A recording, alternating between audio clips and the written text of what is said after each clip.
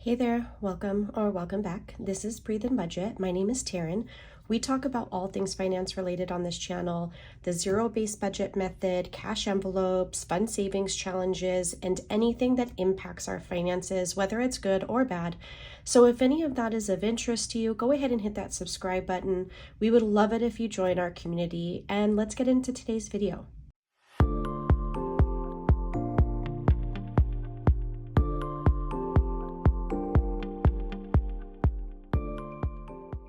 So we're going to create my August budget calendar. So I'm going to be recording a few videos. I figured I'd break it up so it's not so long. So this video will focus on the budget calendar, and then it should be followed up with like how I create my budget and things like that. So I use the Budget by Paycheck workbook by the Budget Mom. I am a huge fan of her layout. You'll see that in the next video when I create my budget, sometimes I have to alter the sheets that I use, the paycheck budget tracker, but that's only because I have a lot more categories than someone first starting out. And that's just because over the years of doing this system, I decided there are certain categories I need to ensure we have fully funded by the time that bill comes around, whether it's something that's biannual or annual. And it is going to be linked in the description. I think in August, the end of August, she'll be launching the new Budget by Paycheck workbook. And I am thrilled because I love the full size. I love it, but for filming purposes, it's really big. So I think I don't think it's A5, but it's like a smaller version of the Budget by Paycheck workbook she will be releasing. And I love the cover. The only downside, and they're interchangeable covers, even on the new ones, right? So you could just change out the cover with options that she has. I'm just super sad because I won't be able to reuse this cover. And I love it because it goes with like my color scheme of all my budgeting materials, right? So that's the only downside, but that's a very trivial and cosmetic downside, and I'm just super happy about the smaller size. So let me go ahead and open it to August. So this is the calendar spread for the month of August. I love that she leaves it open. You have to put the dates, you have to put the days of the week, but I like that because some people are a Sunday start date. I'm actually a Monday. So I'm Monday to Sunday here. And the reason I like that is I like my weekend to be grouped Saturday, Sunday, even Friday right here. So if I were to be taking a holiday, like a mini vacation, it would be together, not here to here. Does that make sense? So visually for me, it just works better.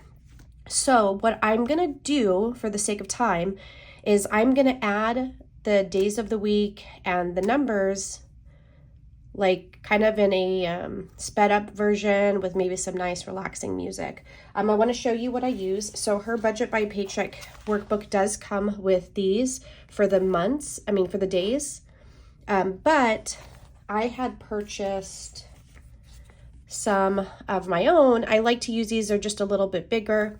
And then for paydays, I like to mark it with these little money stickers. So on the day we get paid, I put this sticker. And then for the days of the week, I got this from planswithemma.co. I don't think I have enough for the rest of the year, but I think I have one more sheet. If not, I'll have to figure out, I don't know, if someone else makes those, because she's international. Like I would have to have it shipped to the US. But I really wanted to support her shop. So I did, and I bought a few things. So August has 31 days. The first is a Thursday. So Monday, Tuesday, Wednesday, Thursday. So that will be my first. So, all right, let's set up my calendar.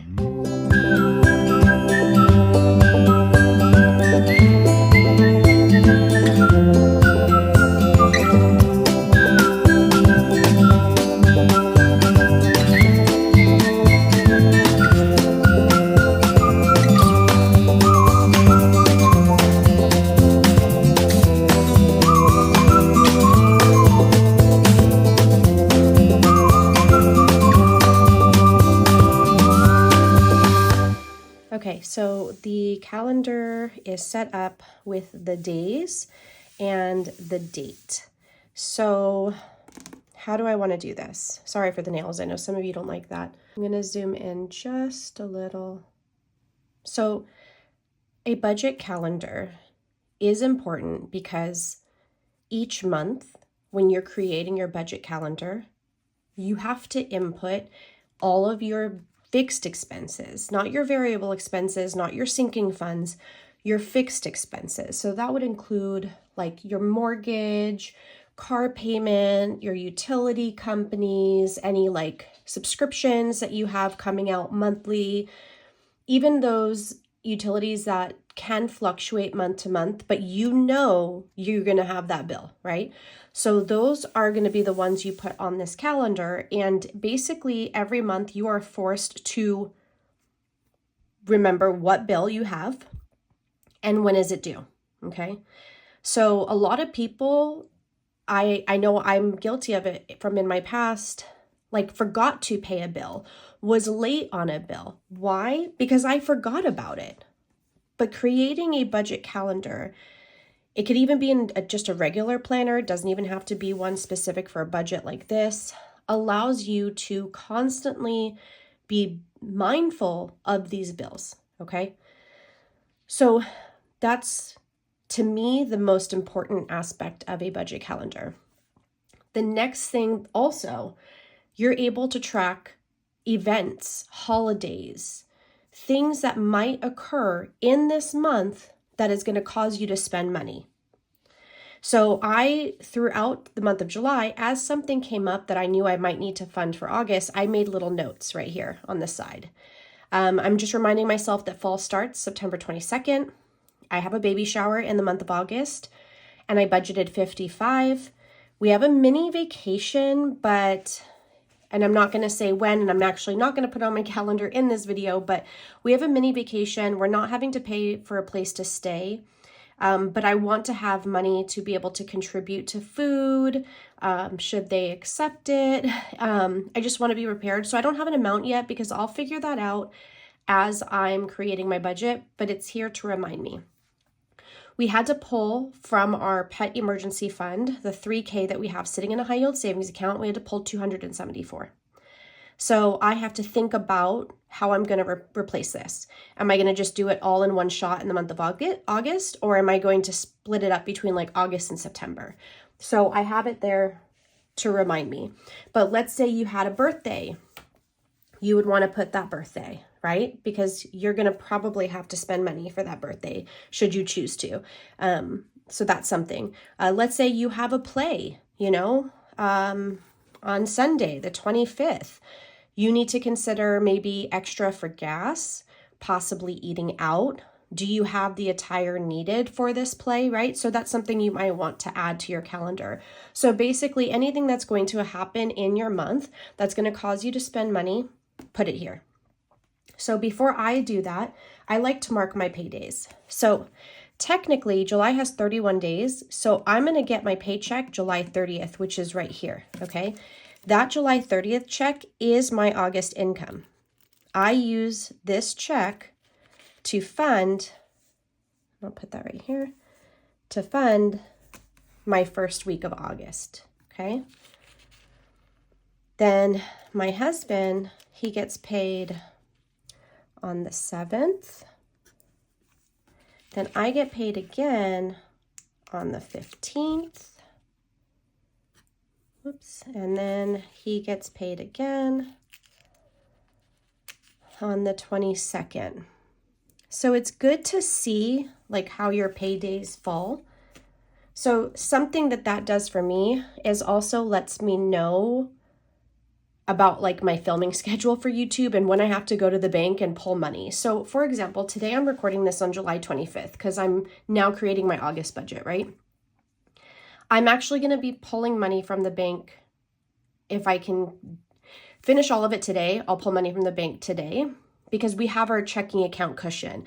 I technically can pull cash right now for this first week of cash stuffing because the money is there. And then when my check hits, it replenishes it, right? So I'm going to pull either today or tomorrow for this check that'll come on Tuesday for this week. So the check that I'm pulling will cover us through this week, right? Right around here, this Thursday or Friday, probably Thursday, I will be pulling money to cover the next week here. Again, I'm pulling from my checking account cushion, which is why I think it's really important for everyone to have a healthy checking account cushion. At least $1,000 I suggest. I'll pull money to cover this week. Again, I'll pull money here for this week and here for this week. As I'm noticing as the month is going, the paydays are getting further. Like look at the 30th. So that has to cover the first week of September. So for the sake of waiting for the check to come through, possibly here or maybe this one, instead of my typical cash stuffing and also the YouTube video for it, I might do a different type of video, a different type of bonus content, right? I just have to make sure that with each paycheck, I am making sure that paycheck covers any bill that comes out within that week. Because we basically get paid weekly. Like we have one check coming for this week, here, here, here, and then here. So to me, even though it's like 4 paychecks, and it doesn't matter whether there's 5 weeks, we still only get 4 paychecks. It works out to where each paycheck covers our especially our variable personal spending money each week. So now what I'm going to do is I'm going to add our fixed expenses. Okay, so I do have it written off to the side because no, I don't actually have it memorized. Some of them, yes, but I don't actually have it memorized, which is why for me, it is so good to have to put it onto a calendar. So that way, when I'm creating my budget, I'm not forgetting those bills. So I might zoom in a little bit more and then just speed you through it.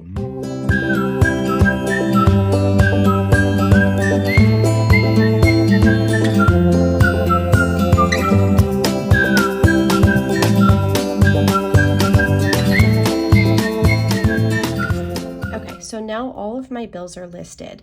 So next, what I like to do is I use the highlighter method, and I love these highlighters, by the way. I will have them linked in my Amazon storefront, but I love the midliners. Like I use those, the zebra midliners, but when I found out they had erasable ones, I was over the moon. So I basically pick a color per paycheck. So for example, I'll do these 2 colors. These 2 will be for my husband's 2 checks, right? So my first check, I'm gonna label as like pink. This is my first check. With this check, I know that I'm gonna fund not all of Six Flags, about $59 of it. The rest, well, more like 58. The other 10 will be from another check because it comes out later in the month. So basically I'm gonna highlight like half of it. I'm gonna highlight the mortgage. Oh, and I love that. Look, it doesn't even make the ink bleed. Okay, so I pay half of my mortgage with this check and then half of my mortgage with the other check for a total of $900. So with this check, I'm gonna pay that. I also know that I'm gonna put half of the car. So I'm gonna do half pink, right? Because half of it's gonna go for this check. And then I think for that check, that's it. So then my husband's check will be the 7th. So I'm gonna use the teal. He's gonna cover this gas company. And I know it's like before his check, but I've always done the 3rd, but I will tell you this date for our gas bill changes every month and I don't understand why. Like last time it was the 8th. So I write it on the 3rd, but I know that I'm covering it with his check from the 7th. So we're covering solar as well from that check. Then my second check will be the purple. I'm going to cover the other half of the car. Oh, I think he has Spectrum. And the other half of mortgage. Oh yeah, he does Spectrum too with that check. So he does the gas company, the solar, as well as our internet from that 7th check. So I cover the other half of the car, the mortgage, Google Photos, which basically is me paying to store all of the pictures that I have, like from my phone. I like to have my backup in several places as I have had the immense fear that I lost all the pictures from when Sky was born and Little, like the first half of her life. I found them, by the way, but it really scared me, So I'll also cover, this is a new bill. It did go out the last 2 months, but I hadn't added it to my budget calendar, but I committed doing it this time. $4.99 a month. I am subscribing to the Budget Moms channel, like the exclusive channel on YouTube, because she provides exclusive content that is right up my alley, whether it's dealing with her chickens or her garden, because you guys know I just started my garden and I'm new to having chickens. And I mean, she just taught everyone how to make like a sourdough starter, which I wanted to follow along, but I'm just so busy I couldn't. I'm hoping that I can go back and still watch that series, but she shows content here that she doesn't show on her regular channel. And I think she is, if I'm going to subscribe to someone and spend money to hear what they have to say, she's someone I want to hear what she has to say. Okay. She actually just started a podcast. I'll try to link the first episode down below. I am so excited for that. I could hear her talk to me all day long. So I'm going to cover that with that check. I don't know why I took the cap off, and I'm going to cover iCloud. iCloud is that 1 terabyte storage that we share amongst ourselves, like together as a family, for our iPhones. So I just want to show you, like, look, it erases. So like, let's say I wanted to change that color. Sorry, I'm shaking the table. Look at that. It's gone. And I can color right over it. It doesn't impact the paper, if that makes sense. Okay. So that's it for that check. And then his last check, we'll go ahead and make blue. That's right here. And he's going to cover T-Mobile and Movie Club. And so what I don't have here, that to me, I've created and made kind of a fixed expense, but because I cash pull for it, I don't really put it here, is our water bill, our trash bill. I take $20 from each paycheck and I put it towards that. And then when the bill's due, because one is billed quarterly and one is billed every other month, so I don't have it like here. And then the other is Edison, which I've mentioned it in stories before. The fact that the bill is as close to $1,000 as it is right now scares me. You settle with them after 12 months. So like, I haven't owed them anything through the whole year because I've generated enough.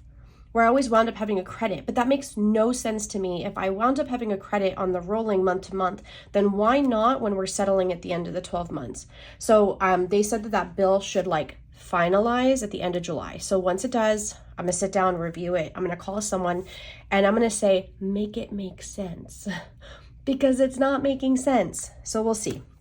So that is my budget calendar and how I set it up.